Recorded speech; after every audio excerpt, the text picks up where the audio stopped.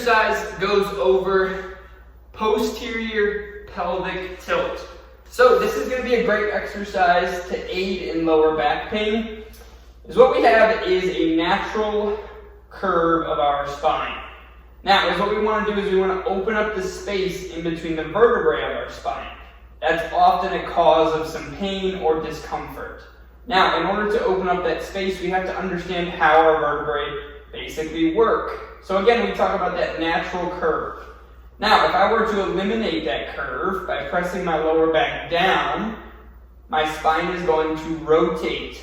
That is going to open up the space to hopefully alleviate some of that pain.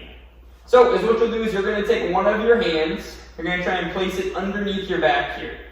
From there, we're going to try and press our lower back down into our hand.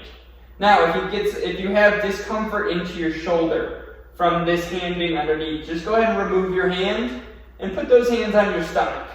From there, again, pressing your lower back down, a small squeeze of the abdominals.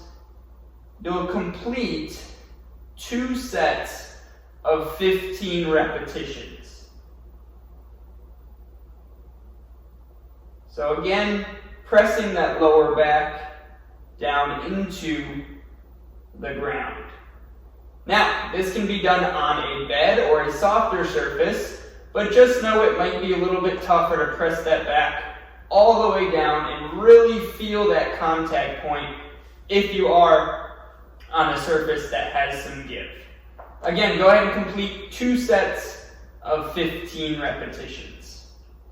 The next exercise you're going to want to find yourself doing if you are living with some sort of lower back pain are simple knee tucks. So what you're going to do is, again, you're going to try and press that lower back down. You're going to bring your knee in towards your chest, and you're going to give it a little bit of a hug. You're going to pull it back. You're going to try the other side, and you're going to go back and forth for a number of repetitions. You can complete anywhere from 10 to 12 on each side. But I should add, your lower back should stay in contact with the ground at all times. Now that we've gotten into some muscle activation and some muscle stretch, we're now going to focus a little bit of our effort into strength. Alright, our body does have to have some level of strength in order to function properly and to function without any pain. Alright, so with our strength today on this focus, we're going to go ahead, we're going to press our lower back down. We're going to go ahead and lift our hips up as high as we can and prevent our knees from caving in. Alright, so back is down, you're going to maintain that position. You're going to go ahead and press your hips up. You're going to feel a nice squeeze of those glutes.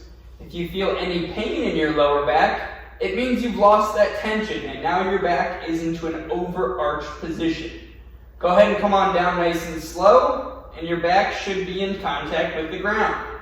Again, if it's not, you've lost that tension.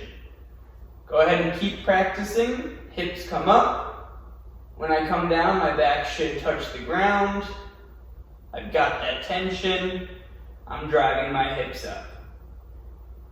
Now, this movement should not be rushed in any way. Oftentimes, we do see individuals who bring their hips up nice and high, but then unfortunately they lose that tension, and again, I create that big arch in my back.